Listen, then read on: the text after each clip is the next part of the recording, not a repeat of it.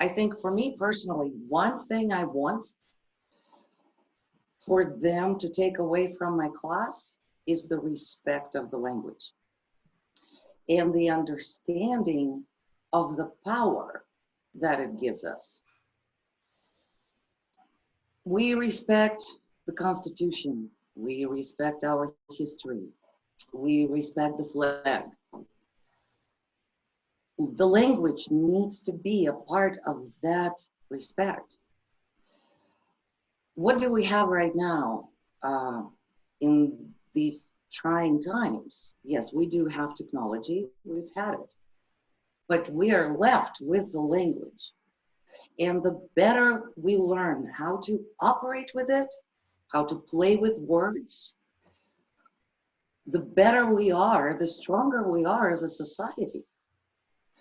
The more we move up and not down into the Stone Age, where critical thinking is non-existent, where we operate only on logical fallacies, we don't think, where feelings become facts. That's what we get when there is no respect for the language, where there's a notion that, who needs English composition? Well, guess what? It is a humongous power to be able to use words to emphasize what you think, to respect others, and yet stand strong in your own convictions. Welcome to Faculty Voices, where we talk about teaching and learning and the incredible work you do in the classroom.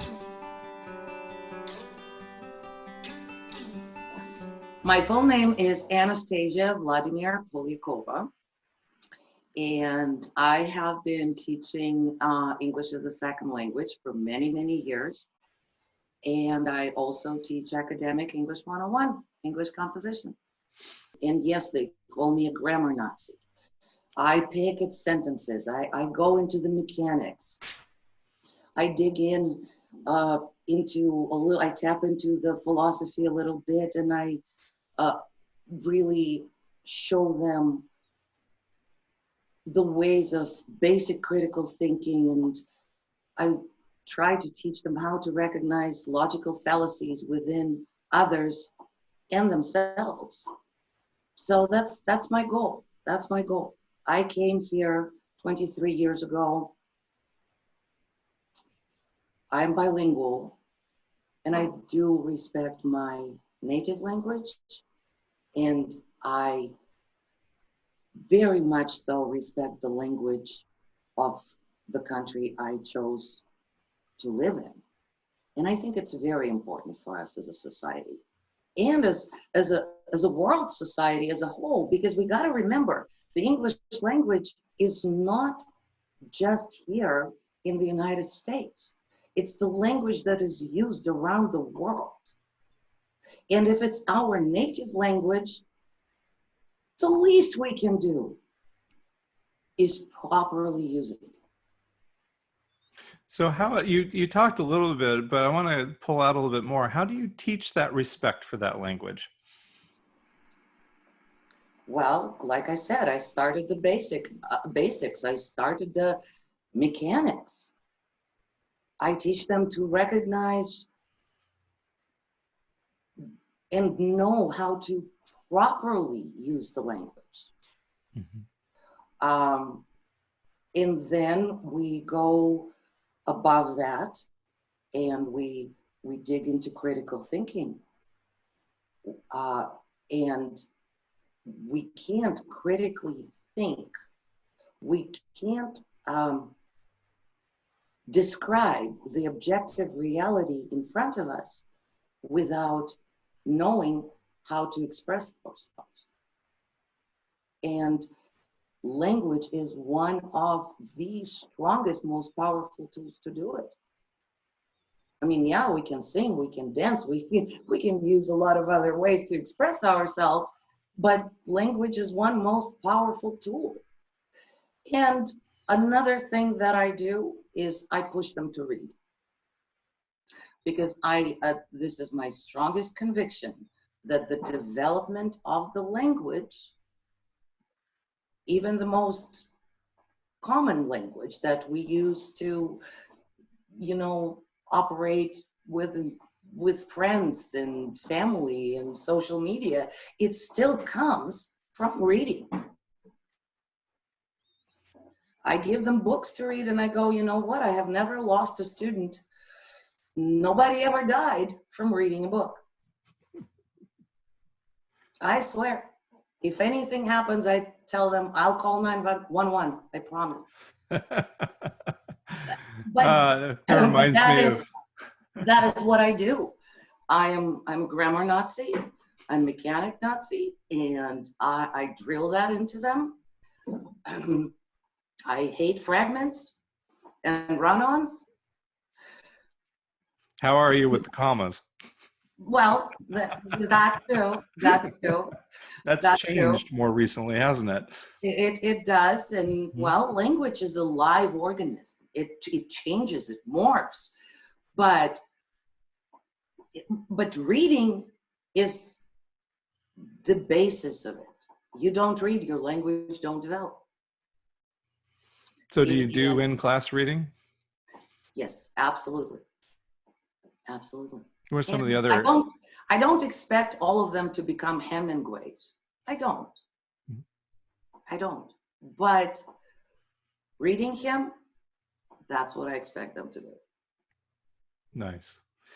So what drew you to the discipline of teaching? Or I should say, what drew you to teaching language and teaching English? What? I suppose that I myself put so much of my effort and work into learning the language that, and I'm my first major is linguistics. I actually studied the theory of languages and not just the English language. And I suppose I wanted to share what I've learned. And I love teaching. I when I was little, I had all the little, toys, dollies, whatever, and I would sit them down and it would be my little classroom, and I would make them little notebooks, and I taught them different disciplines. I just love it. I don't know why we love what we love. There's a little bit of acting involved in teaching. I've always said that to friends, to people who go, oh, well, you're in the classroom for 3-4 hours? That's not a big deal. That's not hard enough. I go, well, to really have a good class, like to really walk away with feeling you had a good class, it's like being on stage and playing on Broadway for 3 hours, if you really want, because it's an exchange of energy in the classroom. And in order for them to start giving you some, you give it back, or you begin that exchange. And teaching is acting. So what's been your best experience in the classroom so far in your teaching career? Oh, so many. The best experience.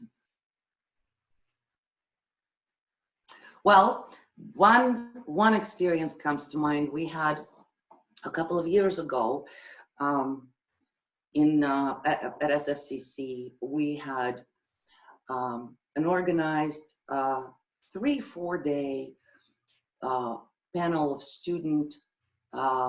teacher-student discussion where students shared their experiences.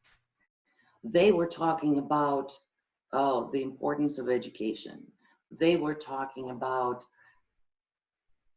why they are in college. What is the point of that?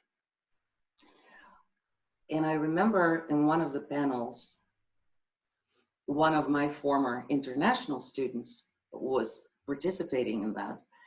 I think, if I'm not mistaken, he was from Brazil. And when he came to us, he could barely say a sentence. And when he was at that panel, he spoke fluently. He had a bit of an accent, and of course, but his language was fluent.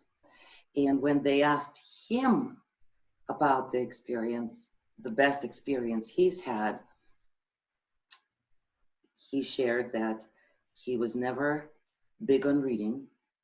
He was never big on books, on analyzing what he read.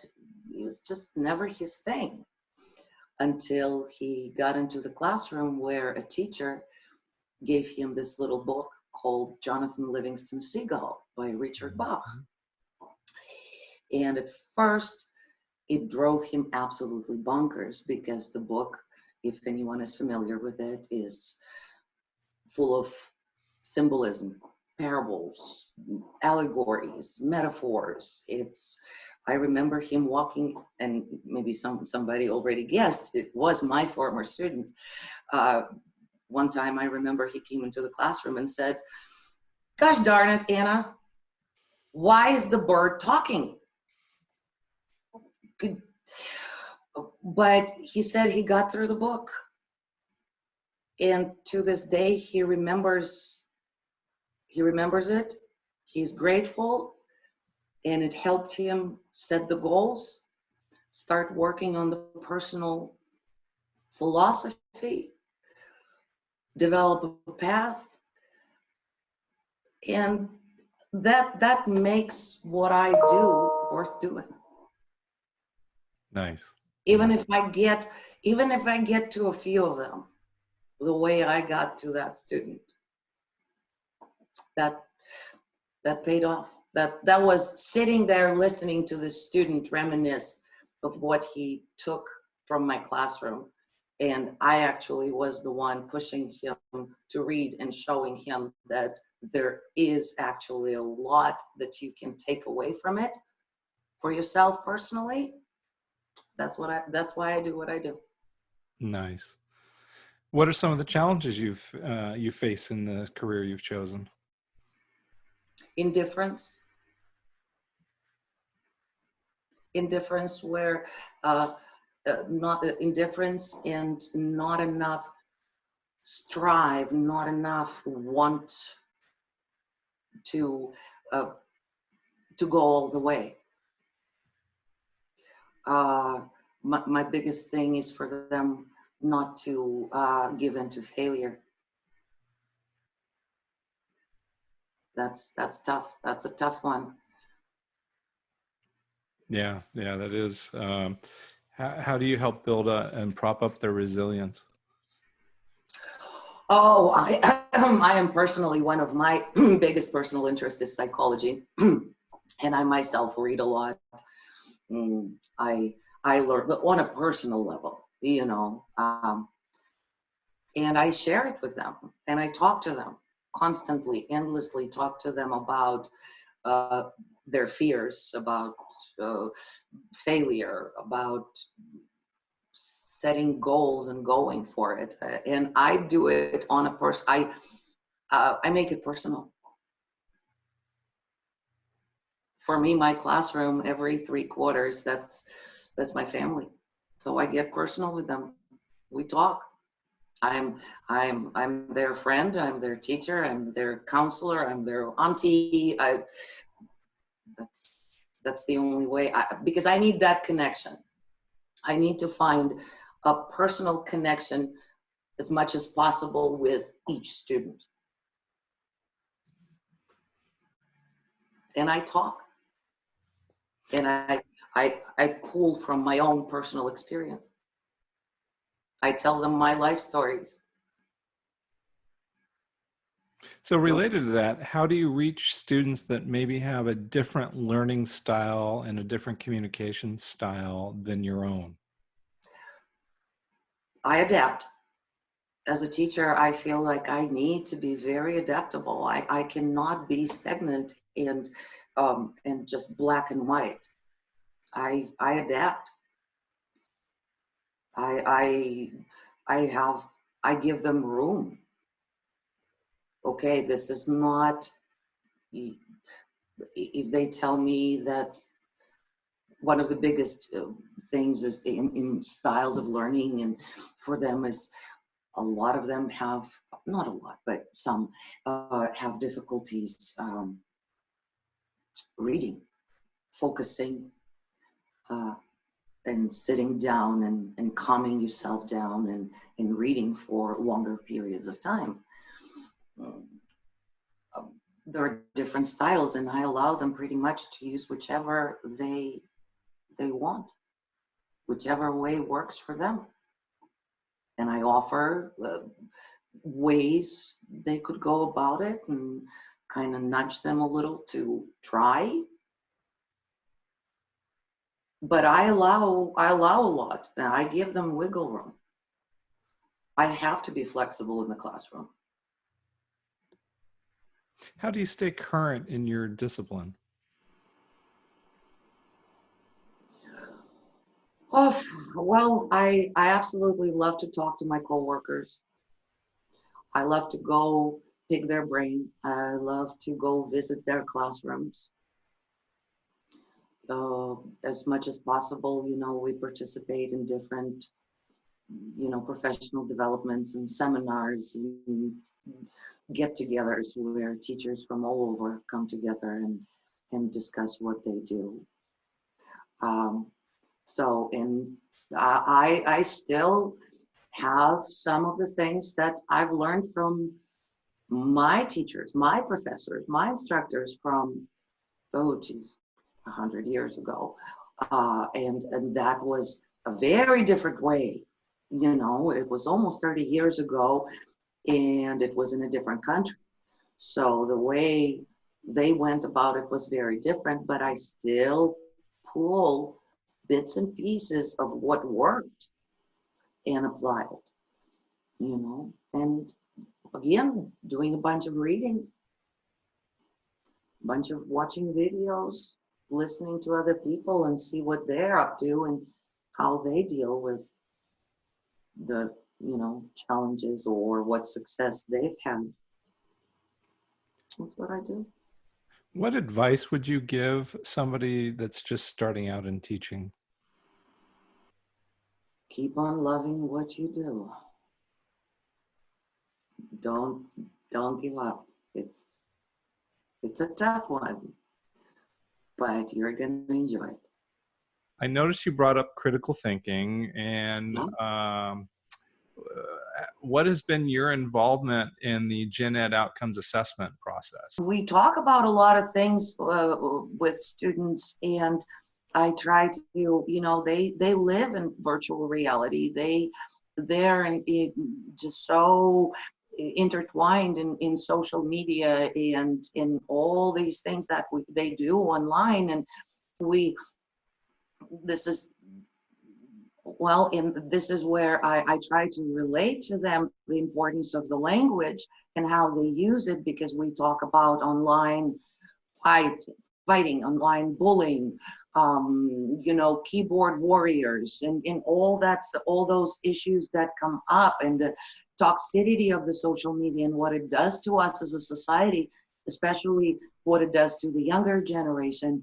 And I tie it all into critical thinking, and I show them, and that's how I tie in the logical fallacies, and I literally pull examples off Facebook comments to emphasize, to show examples of all different sorts of logical fallacies, and then it is all tied into argumentative essays. I do debates in my classroom. Just of course, they're not like professional debates that they would do in a philosophy class. That's not my goal. My goal is to start them off, prepare them to write, before we do that, they talk. I break them into groups. We do, little group debates on, and they choose the subject. Just last quarter, we talked about legal age. There was one debate on legal age, 21 versus 18. There was a debate about electoral college. And I don't suggest the debate topics, they choose them. And then the third one was death penalty. So it was death penalty, legal age, electoral college, and there was something else I'm forgetting. But it was amazingly interesting, and they actually got into it. They got into, and this is all tied into how they do research. Even before they started writing it, they dug in and did the research for their, debates. And so it sounds like you are addressing not just critical thinking, but informational literacy as well as diverse perspectives. Absolutely. So that's all very important. Because, how do you write without it? Yeah. Another thing that just came to my mind, it just kind of, I teared up. One of my students wrote me a little thank you note on Canvas, my English 101 from, the winter quarter. And he's a very interesting kid. He's himself right now 25, has 2 little children, 2 jobs to provide for those children. He was in my class. Very interesting kid, very smart, but lacking the basics. And I cut him some slack with attendance. I didn't pick on little things, because he was doing the work. He was doing everything I asked him to do and participated actively. And he wrote to me that our class is the reason why he's going to take another quarter. That's why we do it. That's why we do it. And even if out of 25, 30, even if I get a few of them like that, I already won. And the most interesting thing he said was that critical thinking, that noticing those logical fallacies in his own writing, and also learning about the mechanics. His sentences would run for a page, without nonstop. It would be one sentence. He had a lot to say, but he didn't know how to put it into words. Right. So that's my job. So I'm going to change tack a little bit, and I want to ask you, what is one interesting thing about you that your colleagues and your students might not know about you? Well, the latest, most phenomenal thing that occurred and even shook me up is apparently I am not Russian. Oh, interesting. How did you find out? Well, I did the DNA test. As I gave it to myself as a Christmas present, and did the test, and I came back as Polish, 40%.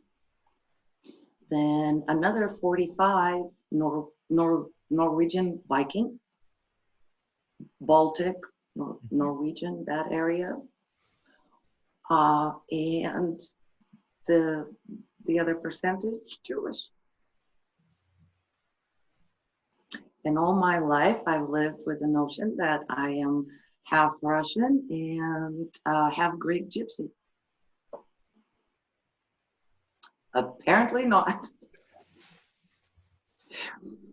So I suppose that's the first thing came to mind, that even I didn't know about myself. So I think a lot of people are having an interesting discussion about cultural identity versus genetic identification. Yeah, and where we fall into that ethnic groups. I called my parents and I said, well, do you want to tell me something? Is there something I don't know? I don't know. So they were surprised too. They were pretty surprised. But Eastern Europe, though, you got to understand, and it's very old. There's so much movement that's been going on within the history that, we're all mixed. I was surprised I didn't have any Mongol in me. So are you inspired to learn another language? Well, when I was younger, when I was going through my schooling, I was studying Spanish, I was studying German, I was studying a little bit of French, but of course, none of those languages are active anymore because I don't use them, I don't practice enough. And that's another thing I tell my students, especially the international ones, that the more actively they use a second language, the better it's going to get, because otherwise it's not going to stick. It's not going to stick. I mean, I can open a text in Spanish or German and I could probably decipher some and start remembering things, but I don't use them. Have you been able to keep up your Russian literature? And I absolutely do. I absolutely do. I read a lot in Russian. Once in a while, when I get especially tired, I just play a Russian movie in the background, because that, for some reason, my brain just goes, "Husa." It just relaxes. On the other hand, I even dream at night in English. And according to my mother, my Russian is really not good anymore. But yes, of course I use it. Well, thank you so very much. This has been such a pleasure. I really, it's just so delightful to get to know you and have the privilege of working with you. And this presentation has been brought to you by the Spokane Falls Community College Italic Committee. Our mission is to promote effective teaching and to facilitate student learning by assisting in the development of outcomes assessment strategies for courses, programs, and degrees.